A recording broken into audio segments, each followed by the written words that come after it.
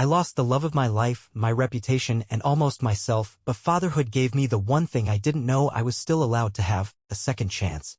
My name's Ethan Cole, and I'm 33 years old. I used to work in marketing, senior brand strategist, if titles mean anything to you. Lived in a modest but well-furnished condo just outside of Chicago. I drove a dark gray Toyota Camry, nothing flashy, just reliable. Ate clean, exercised regularly, paid my bills on time. I was, by all outside measures, a guy who had his life together. But you strip all that away and what you've got is a man who blew up his own world. On purpose. Without thinking. And without fully understanding what the damage would look like after the dust settled. I cheated on my girlfriend, Sophie. We were together for 8 years. 8 years? You can build a whole life in that time. We did. Shared Netflix accounts, Sunday grocery trips, her grandma's apple pie recipe on the fridge. A routine that became comfort. Comfort that became silence. Silence that became resentment. But through it all, Sophie was good. She was kind. She held me together when I lost my mom. She laughed at my terrible impressions. She folded my shirts the way I liked even when she was mad. She loved me in that quiet, unconditional kind of way that you don't fully understand until you've already destroyed it. And I did. The woman I cheated with, her name's Riley. A colleague. Younger than me. Bold in a way Sophie never was. I met her at the company holiday party. She made a joke about my tie, and I made a joke back, and by the end of the night, we were talking like we'd known each other for years. That's how it starts. With a joke. You think I'm going to sit here and give you excuses? Tell you Sophie and I were drifting? That Riley and I just clicked? No. I won't do that. Because the truth is simpler, I wanted something easy. Something new. Something that didn't require patience or history or compromise. I was tired, and instead of talking to the woman I loved, I ran straight into someone else's arms. And that's on me. The fallout? Oh, it was nuclear. Word got around the office fast. I don't know who told who, but by Monday morning, HR was waiting for me. They used words like policy breach and reputational risk. By Friday, I was unemployed. Sophie found out 2 days later. Not from me. That's the part I'll never forgive myself for. She deserved better than a phone call from a mutual friend saying, I didn't want you to hear this from someone else, but... When I came home that night, our apartment looked exactly the same. Except Sophie wasn't sitting on the couch. Her keys were gone, her shoes weren't by the door, and the picture of us from our trip to Oregon, where she wore that ridiculous beanie and I finally convinced her to stand in front of a waterfall for a photo, was face down on the counter. She left me a note. One line. I hope you find whatever it is you were looking for. That was it. I stayed in the apartment for another week. It didn't feel like home anymore. Nothing did.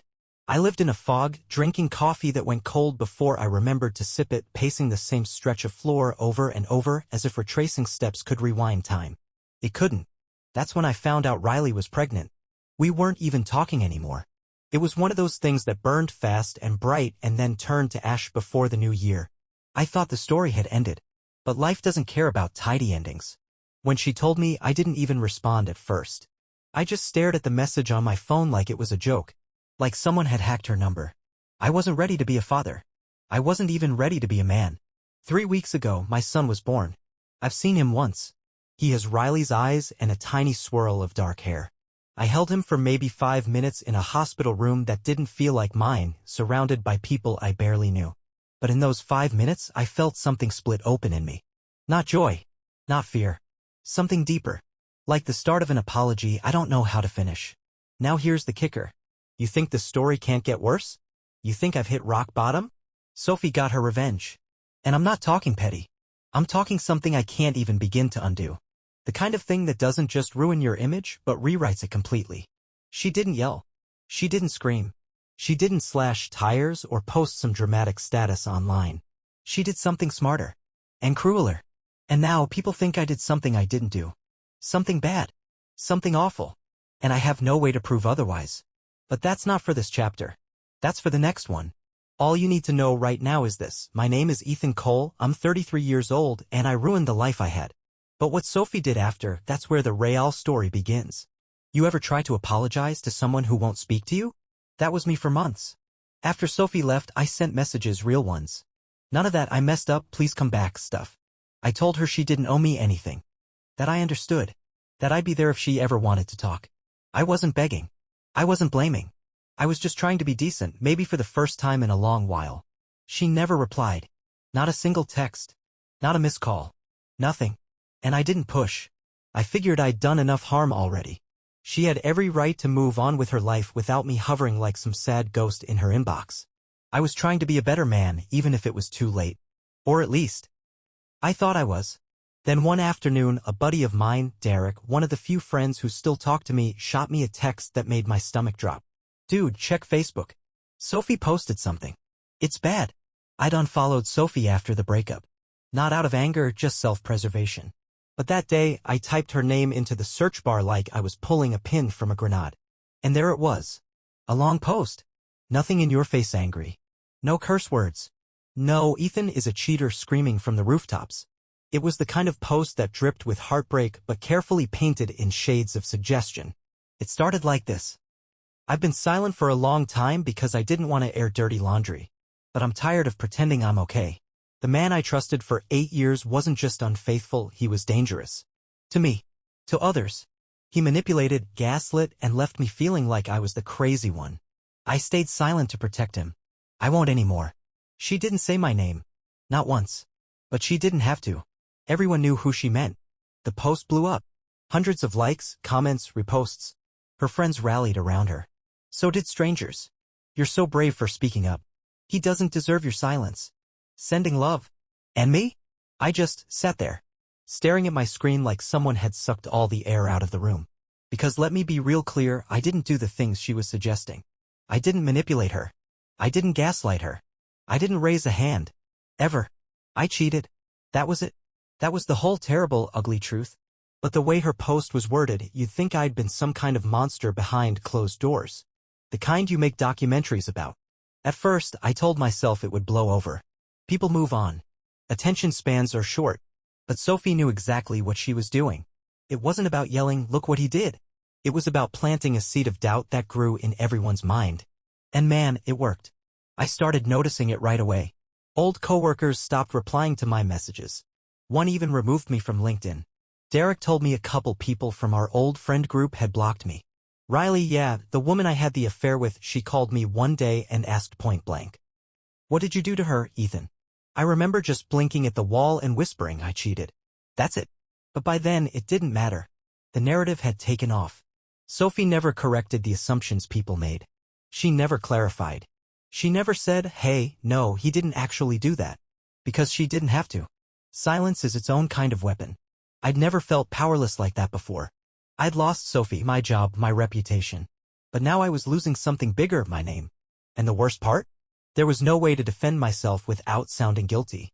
You try posting a rebuttal online, something like, I didn't do what you think I did, and see how that plays out. People don't want explanations. They want villains. And once they found one, nothing you say will change their minds. So I didn't post. I didn't fight back. I just sat with it. Alone. Riley was no help. Our relationship, if you could even call it that, had dissolved into awkward, tense exchanges about diapers and feeding schedules. She was too overwhelmed to take sides. All she said was, you better get this cleaned up before our son's old enough to Google your name. Yeah. No pressure. I started therapy around that time. Not because I thought it would magically fix everything, but because I needed to say out loud to someone objective, I'm not the man people think I am. And I needed to believe it too. My therapist, Maya, her name was, she listened more than she spoke. That first session, I told her everything. No sugarcoating. The affair. The fallout. Sophie's post. The rumors. And when I finished, she sat back and said, you made a mistake. A big one. But you don't get to be defined by your worst moment. The problem is, the people around you might want to. So the question is, what do you do next? I didn't have an answer then. Still don't really. But I started thinking about it. What do you do when you can't clear your name? When people have decided who you are without asking for your side? You can crawl into a hole. Disappear. Let the lie harden into fact. Or you find a way to live with the truth. Your truth. And maybe, just maybe, you build something out of the rubble. Because there's still a little boy in this world with my eyes and Riley's chin. And one day he's going to ask who his dad is. Not the version Sophie told the internet. Not the version Riley barely knows. The real one.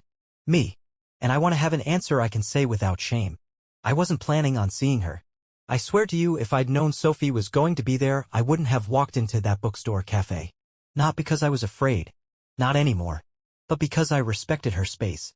She'd made it clear, through silence, through that post, through the wide circle of distance around her, that I no longer had a place anywhere near her. But life doesn't ask for your permission. It just hands you moments and says, here, figure this out. It was a rainy Saturday and I was in the neighborhood to pick up a baby sling Riley had messaged me about. We're co-parenting, by the way. If that sounds clean and easy, it's not. It's a lot of half-sentences and carefully timed drop-offs. I ducked into the bookstore just to kill time while the rain eased up. I didn't see her at first. I was flipping through a paperback about fatherhood. Not the self-help type, this one was funny, irreverent, written by a guy who admitted he had no idea what he was doing. I like that. Honest. I was about to buy it when I heard a laugh. Soft, familiar. And there she was. Sophie. Sitting at a little table in the cafe, nursing a cup of something warm, probably chai. She always liked chai, no sugar, extra cinnamon. She was with a friend, smiling, her hair pulled back in that loose way she used to do when she was at home, reading, not expecting anyone to see her. I froze. My first instinct was to leave. Just turn around and ghost the moment. Let her enjoy her day without the shadow of me showing up in her periphery. But then she looked up. And saw me. And our eyes locked.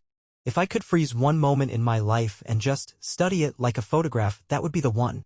Because in that single look I saw everything. Shock. Anger. Sadness. And something else I couldn't place. Not forgiveness, but maybe the space where forgiveness might live someday. She said something to her friend and stood up. Walked toward me. I didn't breathe until she stopped in front of me, just far enough away that we weren't touching, just close enough that I could see the little line at the corner of her mouth that only showed up when she was exhausted. Hi, she said. It was soft. Almost polite. Like we were strangers who sort of recognized each other from the past but weren't sure. Hi, I said back, like I'd never wrecked her. We stood there for a few seconds. It felt longer. I wasn't expecting to see you here, she added, glancing at the book in my hand. I wasn't expecting to see you either. I held up the book. Parenting tips. You know. Casual light reading. She gave me a look that was almost a smile. Almost. I didn't know what to say next. What do you say? Sorry again? Sorry for the 100th time? Sorry for the things she already knows and has probably dissected 1,000 ways? But she saved me the trouble. You're a dad now. It wasn't a question. I am, I said. 3 weeks. Boy or girl? Boy. His name's Caleb. Her eyes softened a little at that. I'm happy for you, she said. I nodded. I didn't say thank you. That didn't feel right. Like she was handing me a gift I didn't earn. Then she added, Riley, she's doing okay? She's tired.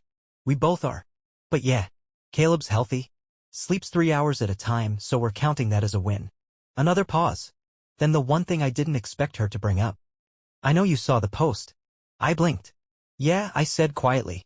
Her mouth pressed into a line. I didn't name you. I know. I didn't lie. That part caught me. Because I'd been living in that gray area for a while, where technically she didn't lie. She didn't say anything directly. But the way people took it, the conclusions they drew, they ruined me. Still, I didn't want to fight. Not here. Not with her. Not now. You told your truth, I said. I get it. She looked at me long and hard. Like she was trying to figure out if I meant that. Then she said something I'll never forget. You hurt me in a way I didn't think was possible. But I never wanted people to hate you. I just wanted them to stop asking me why we broke up like it was some mystery I was supposed to solve for their entertainment. I swallowed hard. I deserved that. The break. The silence. All of it. But not what people assumed, she added, more to herself than to me.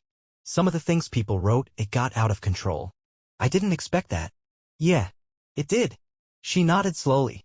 I thought about deleting it. Why didn't you? She looked up at me, eyes suddenly wet but steady. Because even though it got twisted, I wasn't ready to let go of the pain. And if I deleted it, it felt like I was saying it didn't matter. Like I didn't matter. I didn't have an answer to that. Because what she said made sense. Pain has its own logic. She stepped back then, just a little. Enough to mark the end of the conversation. I'm not angry anymore, she said. Not in the way I was. But I don't want to be friends, Ethan. I can't be. I know, I said. I hope you become the kind of man Caleb can be proud of. And then she turned and walked back to her table. Just like that. No explosion. No drama. Just a quiet, clear exit. I stood there holding a book I no longer wanted and a truth I couldn't change. But something about that moment, something about her words, shifted something in me. Not forgiveness. Not yet. But maybe the first step toward earning it from her and from myself. There's a strange kind of silence that comes at 3 a.m. when you're rocking a newborn. It's not peaceful, not really. Your body's aching, your shirt's got spit up on it, and you've been bouncing on your heels so long you forgot what sitting feels like. But it's still a kind of silence. A pause from the noise in your head, the headlines, the regrets. In that quiet, it's just you, your son, and the hum of the fridge in the background. That's what parenting is in the beginning. It's not milestones and photo ops. It's motion and noise and middle-of-the-night stillness with a baby who doesn't know your story. Caleb doesn't know who I was. He only knows who I am when I'm holding him. And maybe that's the gift. He doesn't know about Sophie. About the affair. About the post. About how I became a cautionary tale in our old social circles. He doesn't know about the job I lost or the friendships that quietly evaporated once the rumors started. He just knows my heartbeat. My voice. The smell of my skin and the sound I make when I hum that same off-key lullaby every night like it's magic. It's hard to describe what that does to a man. What it does to me. I got a part-time job working remote copy gigs for a few small businesses. Nothing glamorous. No meetings. Just deadlines and emails from faceless clients who didn't care what I'd done a year ago. They cared if I could write a headline that popped and deliver on time. Turns out shame doesn't stop a guy from being good at his job. I'm not saying I was thriving, let's not get ahead of ourselves. But I wasn't sinking either. That's progress, right? I rented a small apartment on the west side. Not a lot of space, but it had light. Big windows that caught the afternoon sun. I got a second-hand crib from a guy named Marco on Facebook Marketplace who ended up giving it to me for free once I told him I had a newborn and no budget. I tried to protest, but he just said, "Been there, man. Pay it forward." That's the thing about strangers. They show you grace your own friends sometimes won't. Riley and I, we weren't together. But we were figuring it out. Co-parenting is one of those terms that looks great in writing and feels like a minefield in real life. Some days we were on the same team. Other days, it felt like we were two people passing a baby like a relay baton, trying not to drop the whole thing. She was angry, sure, but not cruel. She never tried to use Caleb against me. She made it clear this was about raising our son, not rewriting history. And I respected that. We made a schedule. I had Caleb Monday through Wednesday nights and alternate weekends. I took him to his doctor appointments, helped cover formula, diaper costs, daycare when she went back to work. I didn't do it for applause. I did it because I'm his dad. Even when the world thought I was something else. I wish I could tell you things got better all at once. But no one claps for you when you start to grow quietly. There was no crowd the day I filled out the paperwork to start rebuilding my credit. No parade when I finally posted my portfolio online again. No one emailed me saying, "Hey, good job not spiraling today." You know what I got? A call from the daycare saying Caleb had taken his first wobbly steps and then promptly sat down and clapped for himself. That's what I'm chasing. That kind of simple, innocent pride. That moment when you do something new and clap, not because someone else told you to, but because you felt it. About 2 months after seeing Sophie in the bookstore, I got a message. Not from her. From her older brother, Daniel. Now, Daniel and I were never close. He was polite. A little aloof. Protective of Sophie in that quiet, big brother kind of way. We'd exchanged maybe 50 words in 8 years, tops. His message was short. "I've been meaning to reach out. Can we meet up? I think it's time someone heard your side." I stared at that message for a long time. Not because I thought it was a trap, Daniel wasn't like that, but because I wasn't sure what my side was anymore. I wasn't trying to win people back. I wasn't running a PR campaign. I was just trying to be present for a kid who didn't ask for any of this. But I agreed to meet. We sat at a diner halfway between his place and mine. I got coffee. He got black tea. He didn't waste time. "I know what you did," he said. "I'm not here to excuse it." "Good," I said, watching the steam rise from my cup. But I've also been watching Sophie try to breathe through this year, and I've seen how ugly people can get on her behalf. Even people who barely know her. I just nodded. "She's not proud of the post," he added. "She won't admit it. But she told me she wishes she'd handled it differently." I swallowed. "Did she send you?" "No," he said. "She doesn't even know I messaged you. I've just been thinking about Caleb. About how this kid's going to grow up in a world where everyone has a version of you, except him." That hit harder than I expected. I looked out the window. Watched a couple walking their dog, the leash bouncing with each step. Regular people. Normal lives. No scandal. "What do you want from me?" I finally asked. Daniel leaned in slightly. "I want to know what you're doing now. Who you're trying to be. Because if you're serious about turning things around, I'll tell Sophie." I didn't have a polished answer. No dramatic speech. No bullet points. I just said the truth. I show up for my kid. Every day. I don't miss pickups. I don't flake. I've got 3 jobs now. 2 freelance, 1 stocking shelves overnight twice a week. I don't drink anymore. I go to therapy. I'm not trying to prove anything to anyone but him. Daniel sat back and stared at me like he was weighing something. Then he gave a little nod. I'll let her know. And that was it. No grand forgiveness. No absolution. Just maybe the start of someone out there reconsidering who I am now. That night, Caleb wouldn't sleep. I must have walked 5 miles back and forth in my apartment, whispering to him, singing softly, rubbing circles on his back. And when he finally dozed off on my shoulder, his tiny breath warm against my neck, I stood by the window and just looked out at the quiet city. I didn't have everything back.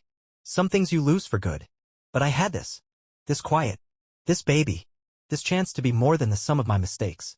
And for the first time in a long time, I was starting to believe that maybe, just maybe, that could be enough. I hadn't worn a suit in almost a year. The last time I did, it was the morning I got fired. That suit still hung in the back of my closet like a ghost I hadn't dealt with. I hadn't put it on since, felt like it still held the echo of that HR meeting, of the forced handshakes and polite phrases like transition and company values. But that morning I needed it. I had an interview. A real one. Not remote freelance. Not temp. This was for a position at a local creative agency, small but respected. They handled branding for startups and nonprofits. Not the kind of place that made the news, but the kind of place that made things matter. I'd seen one of their campaigns a few months ago and thought, that's the kind of work I used to do. Maybe still could. I stared at the suit for a while before I put it on. It still fit, though a little tighter in the shoulders. Probably the stress. Or the fact that I hadn't eaten right since Caleb was born. Either way, I stood in the mirror, straightened the tie, and told myself something Maya, my therapist, once said. You're allowed to walk into the future even if the past still has your footprints. So I walked in. The office was nicer than I expected, open, airy, lots of plants that weren't plastic. I checked in with a woman at the front desk who offered me coffee and didn't look at me like she knew my entire Google history. That was already a win. The interview was with a guy named Jonas, the creative director. Mid-40s, wire-rimmed glasses, one of those deep, thoughtful voices like he narrated documentaries on the side. He shook my hand like a man who respected grip strength and led me to a small conference room with a pitcher of lemon water and an actual notepad, like pen and paper still mattered. We sat, talked about my portfolio, my process, my approach to storytelling. I watched him nod as I spoke, scribbling little notes, occasionally tapping the edge of his pen like he was weighing every word. And then, the pause. You know the one. When the air shifts and you feel the ground tilt just slightly beneath your feet. Jonas leaned back in his chair, hands folded, expression unreadable. So, Ethan, he said, before we move forward, I want to ask about something. Here it comes. I came across some posts from last year, circulating on LinkedIn, also Facebook. I didn't flinch. I'd rehearsed for this. I expected you might, I said quietly. I try not to make assumptions, he said. But this is a small industry. Reputation follows people. You know that. I do. He studied me for a second. I'm not interested in gossip, he continued. But I'm interested in how people handle failure. And more importantly, how they grow from it. I nodded. My palms were sweating, but my voice stayed steady. I made a mistake, I said. I hurt someone who didn't deserve it. I took responsibility. I lost my job, my friends, and my relationship. It forced me to look hard at who I was and who I didn't want to be anymore. Jonas didn't say anything. I'm not perfect now, I went on, but I'm better. I have a son. He's 3 months old. He changed everything for me. The way I see myself. The way I see the world. I'm not looking for sympathy, sir. I'm just looking for a shot to prove that the man I am today is a lot stronger and a lot more accountable than the one I used to be. A long silence followed. Then he tapped the pen once more and said, You know, Ethan. I've hired a lot of people. Designers. Writers. Creatives. Some of them had flawless resumes and zero backbone. Others had messy paths and brought real heart into the room. He looked me in the eye. I like heart. That was it. He slid a card across the table. Next round's with our strategy lead. If she likes you, we talk offers. I stood, shook his hand, and walked out of that building with something I hadn't felt in a while. Hope. The next day, I got a text from Derek. Now, Derek's been one of the few friends who's stuck around. He's the type who doesn't text often, but when he does, it means something. Thought you should know Allison's been talking. Allison. Mutual friend. Used to host those friend group brunches. The kind of person who posted about mental health awareness and kindness but still unfollowed me the minute Sophie made that post. I replied, about what? You. Sophie. The whole thing. Says she regrets ever giving you the benefit of the doubt. Says you got off easy. That one hit harder than I expected. Because I hadn't said anything about the interview. Or the therapy. Or Caleb. I hadn't tried to clear my name publicly. And still it was being rewritten again. I stared at the message, trying to feel angry. I couldn't. Not really. What I felt was tired. So I called Maya. I feel like no matter what I do, I told her, I'll always be that guy to someone. She paused, then asked, do you want to be that guy to yourself? No. Then stop renting space in your mind to people who never asked for your side. You already know who you are. The right people will learn. The rest don't matter. Easier said than done. But she was right. That night, I picked up Caleb from Riley's. He was already sleepy, his tiny fist clinging to the collar of my shirt as I carried him to the car. Back at my place, I warmed a bottle, changed his diaper, and sat with him on the couch, watching him fight sleep like it was a battle he had to win. You're too little to know it now, I whispered, but your dad's trying. Not just for you. For me. He blinked once, then let his eyes close. Just like that. I got the call on a Thursday afternoon. Hey, Ethan? This is Leah from Oak and Ivy Creative. Just wanted to say congratulations. We'd like to bring you on as a senior content strategist. Jonas was really impressed.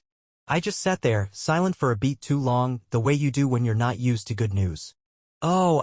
Yes, I finally stammered. Wow. Thank you. Thank you. We went over the basics, salary, modest but fair, benefits, actual health insurance, thank God, start date, next Monday. She sent the paperwork over email and I clicked through each page like I was touching something fragile. When I signed that offer letter, I didn't cry. But I did sit on my couch afterward, holding Caleb in one arm, staring out the window at nothing in particular, and I felt something settle in my chest. A corner had turned. Maybe not a big one. Maybe not even a full turn. But it was a bend in the road, and for the first time in a long time, I didn't feel like I was walking backward. Then the mail came. Now, I don't usually check my mailbox right away, bills, ads, junk, repeat, but something made me go downstairs. The box was mostly the usual. But tucked between a takeout menu and an overdue notice for a magazine I never ordered was an envelope. No return address. Just my name, written in soft, deliberate script. Sophie's handwriting. I stood in the lobby with the envelope in my hand like it was ticking. Truth? I almost didn't open it. Part of me thought, leave it sealed. Let the past stay quiet. But another part, some small, foolish corner of my heart wanted to hear what she had to say. So I went back upstairs, put Caleb down for a nap, sat at the kitchen table, and opened it. There was no Dear Ethan. No, I hope you're well. It just started. I don't know why I'm writing this. Maybe because I don't trust myself to say it out loud. Maybe because letters feel safer, like you can put everything in and still walk away. You don't owe me anything. Not after what you did. But I've been sitting with a lot these past few months, and there are things I need to say even if you never respond. First, I did love you. Even when things got quiet. Even when you started pulling away. I saw it happening, but I didn't know how to fix it. I thought if I just held on tighter, it would go back to how it used to be. It didn't. And then Riley. I don't need to tell you what that felt like. You were there. You saw my face. But here's the part one never told anyone, not even my friends. The part one buried under all that anger and all those posts. A small part of me blamed myself. Not because I believe cheating is justified, not ever, but because I started thinking, was I too boring? Too predictable? Too safe? I know how dangerous that thinking is. Maya, I started seeing a therapist too, helped me unpack that. Helped me understand that your choices were yours. And that loving someone doesn't always protect you from being hurt by them. But I did something too. That post I made? The one that blew up? I wrote it in the middle of the night. I was shaking with heartbreak and looking for a way to make people see me. To see my pain. I didn't name you. I didn't lie. But I knew what people would assume. I knew what I was implying. And when it took off, when people started calling me brave and strong, I stayed quiet. Because it felt good. To be the one people rallied behind. To not be invisible. But silence can be violent too. I let people think you were a monster. And I didn't correct them. I'm not proud of that. I'm not asking you to forgive me. I don't even know if I'd forgive me in your shoes. But I needed to say it. Caleb is lucky to have you. And I hope truly that you're building something better than what we had. Not because it wasn't real. But because real doesn't always mean right. Be good to him. Be the man I know you're capable of being. I don't want to be in your life. But I don't want to be in your shadow anymore, either. Sophie asterisk asterisk. I read it 3 times. Each time, a different line hit harder. The part about being invisible. The part about not correcting people.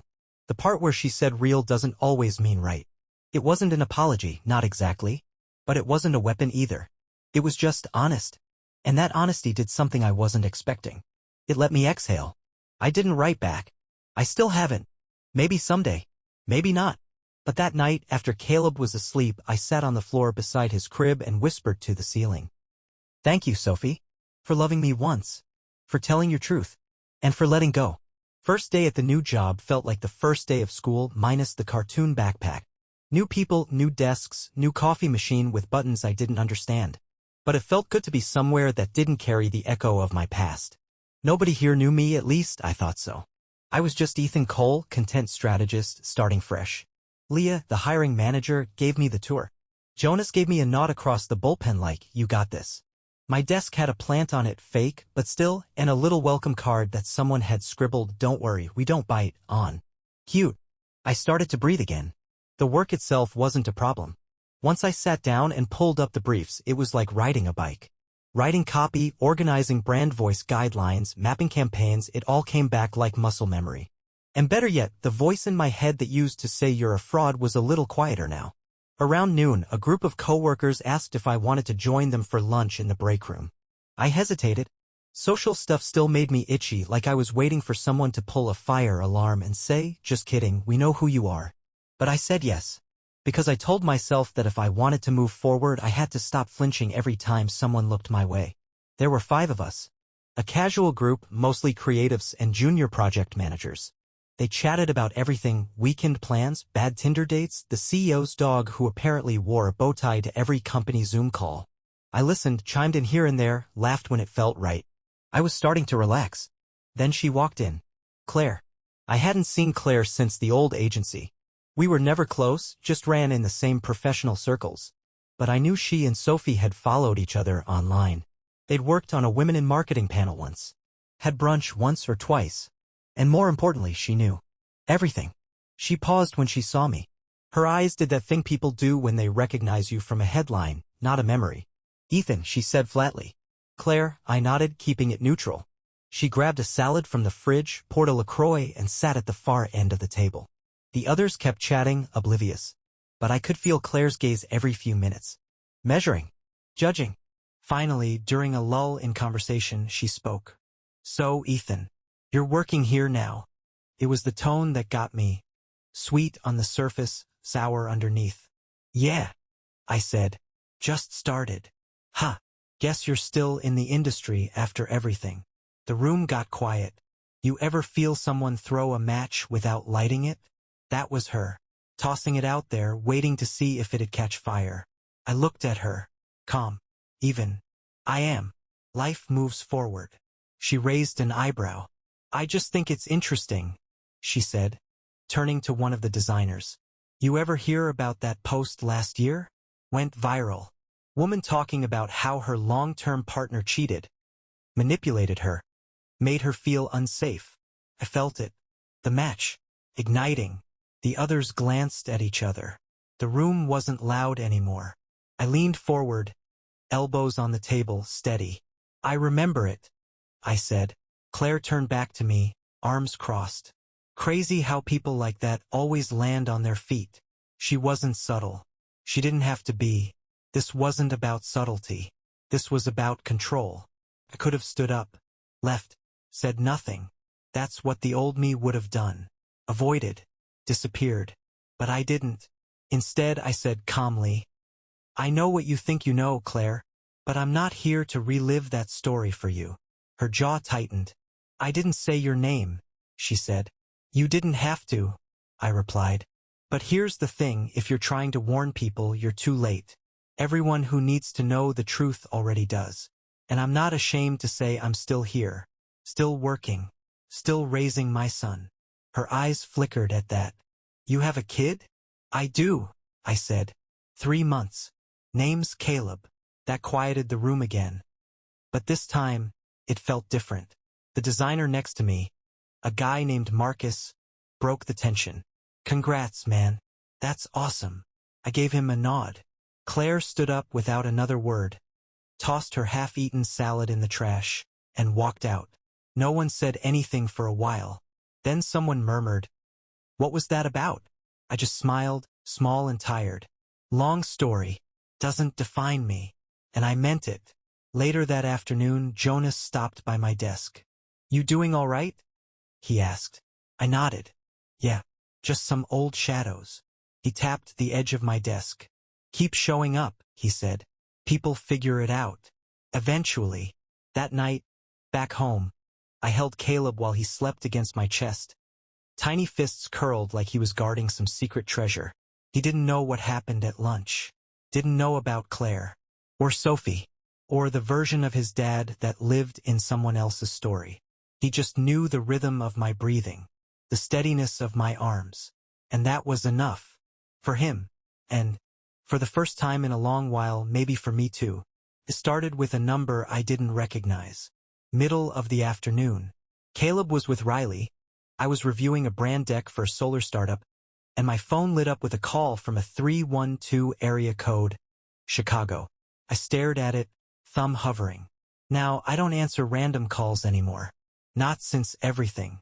Too many people turned into strangers with opinions they were too eager to share. But something about this one, it just felt familiar. So I answered. "Ethan," a voice said. "Hey, it's me, Sophie."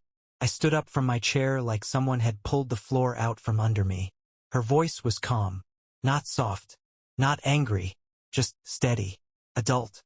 Like two people who'd moved too far past the war to still be throwing grenades. "Hey," I said after a beat. "Wasn't expecting." "I know," she said.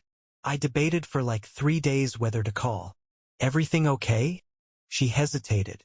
"I wouldn't be calling if it wasn't important." I waited. "You remember Morgan? My friend from college?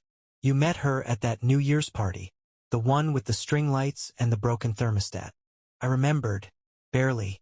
Red hair, loud laugh. Said something about my charcuterie board being surprisingly competent. "Yeah, I remember her. She's in a bad spot," Sophie said. "Long story short, her brother's dealing with a custody situation. Messy divorce, allegations flying both ways. And Morgan mentioned you, that you've been raising your son alone some nights, that you handled it with grace." I blinked. Grace. I laughed a little, surprised. That's a word no one's thrown at me in a while. "Well, you've grown. I can see that now," she said quietly. "Morgan asked if I knew anyone who could talk to her brother. Just man to man. Someone who's been in the thick of it." I sat down slowly, phone pressed to my ear. "You want me to talk to a stranger about fatherhood? I think he needs someone who's been there, who knows what it's like to rebuild, to co-parent. Someone who made mistakes and came out the other side." "And you thought of me?" She was quiet for a moment. Then she said something I didn't expect. "Because you're a good dad, Ethan. And I know that's who you are now." We met 2 days later at a diner halfway between where I lived and where Morgan's brother, James, worked. He was younger than me, maybe 28, looked like he hadn't slept in a week. Wore a button-down shirt that still had a dry cleaning tag on it, like he was trying hard to seem like a guy who had it together. He didn't. And that's okay. We ordered coffee. He didn't beat around the bush. "She said you cheated," he blurted. "Sorry. She told me." "Sophie?" I asked. "No, Morgan. She said you messed up, but you owned it. That you lost a lot. And then turned it around." I shrugged. "Still turning. Every day." He nodded. "She said you were raising a kid with someone you're not with. That it's working. As well as anything that involves diapers, misnaps, and a history you can't erase," I said with a crooked smile. "But yeah, it's working." He exhaled. Hands around his cup like it was keeping him tethered to the table. "My ex says I'm unfit. That I don't know how to be a father unless there's a woman in the room to supervise me. Is she wrong?" I asked. Not cruel. Just honest. He looked at me. Surprised. Maybe a little offended. But then he shook his head. "No," he said. "She's not." I nodded. "That's where you start. Not with proving her wrong. Not with the courts. With you. Learning how to be better. Not just saying it, showing it." He looked like he might cry, but didn't. We sat there for over an hour. I told him about Caleb. About the sleepless nights, the routines, the way the smallest things, changing a diaper right, reading the same board book 12 times added up to something real. Something steady. I'm not a perfect dad, I said. But I'm a present one. And that means something. He nodded again. Then, out of nowhere, he said, "You ever think people can change how the world sees them?" I thought about that for a long moment. Not all at once, I said.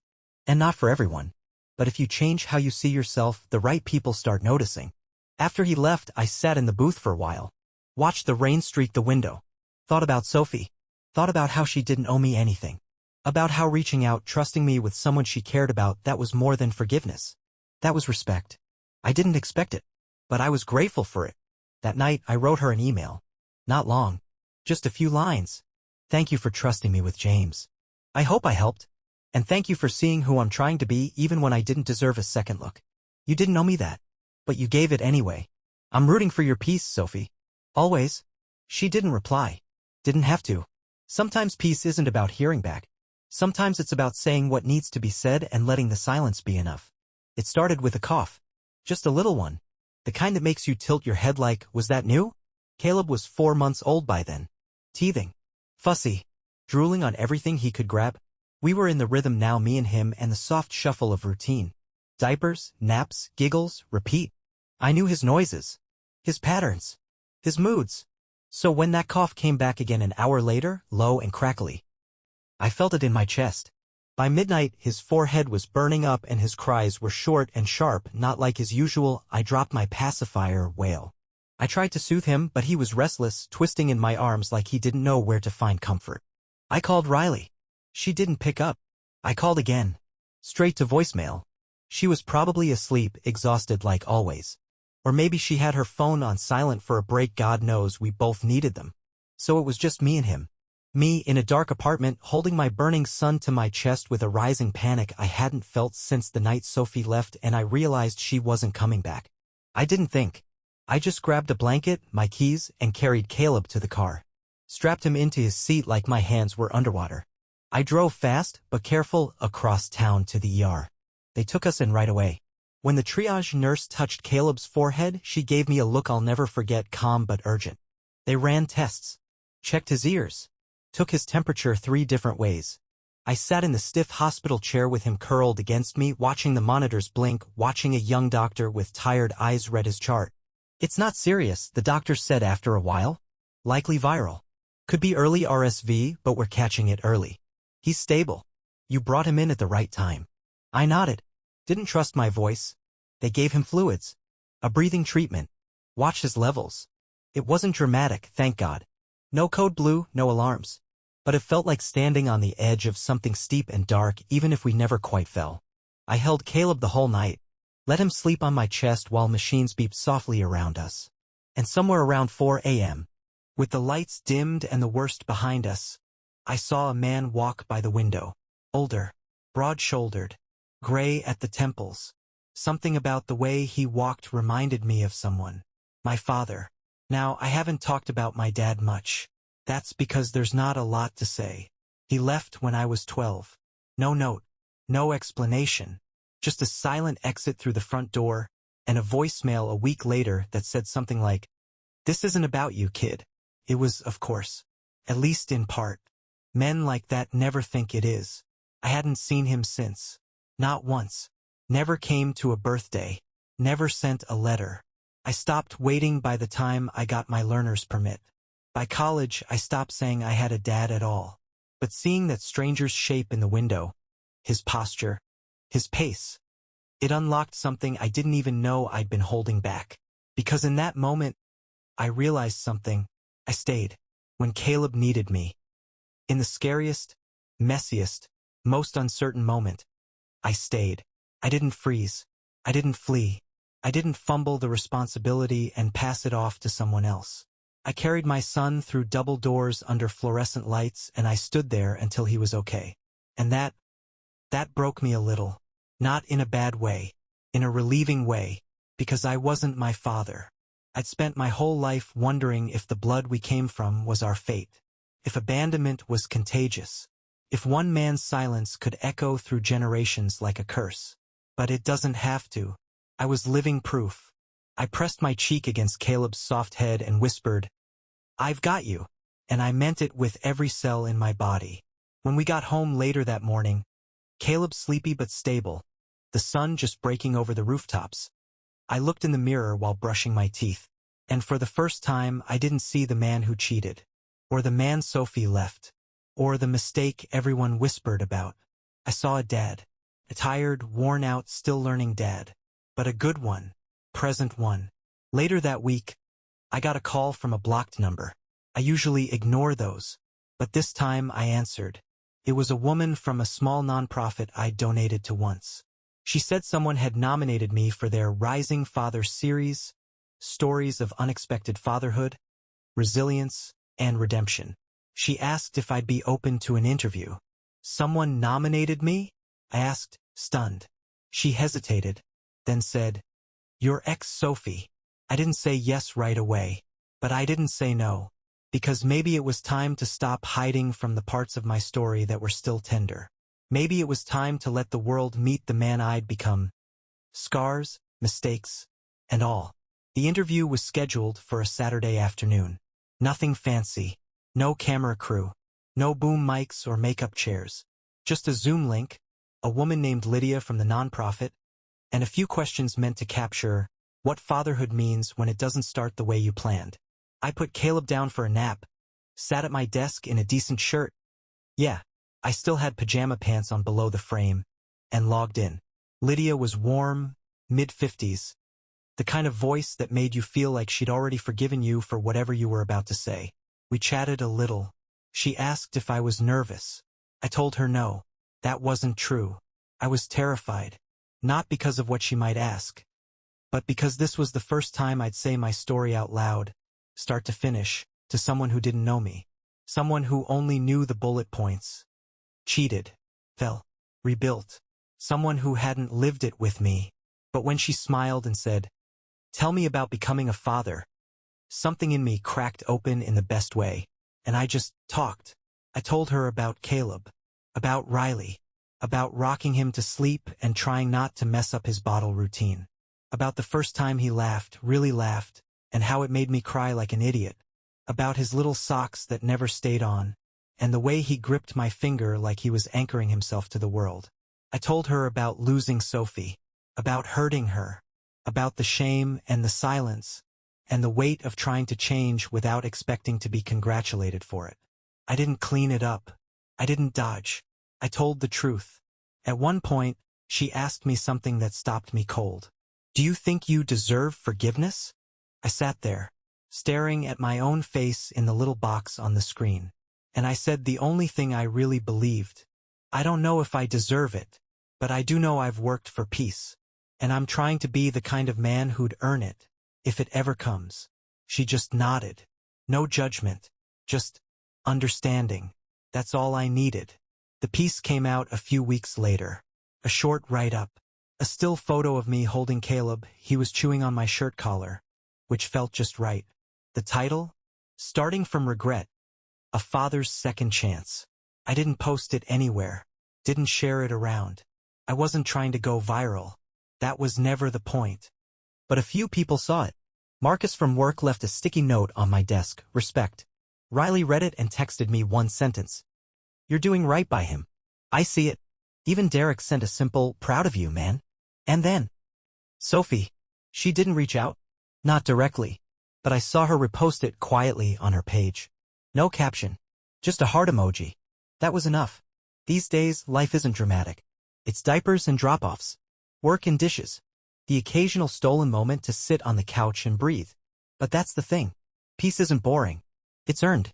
Every morning, I wake up to a little boy who doesn't know who I was. And every night, I go to sleep knowing I'm showing him who I am. That's the story I'll keep telling. Not to the world. To him. One bedtime. One hug. One hard-earned breath at a time. The end. But not my end. Just the end of this chapter. Because life goes on. It always does. And I'll be here for it. Mistakes and all.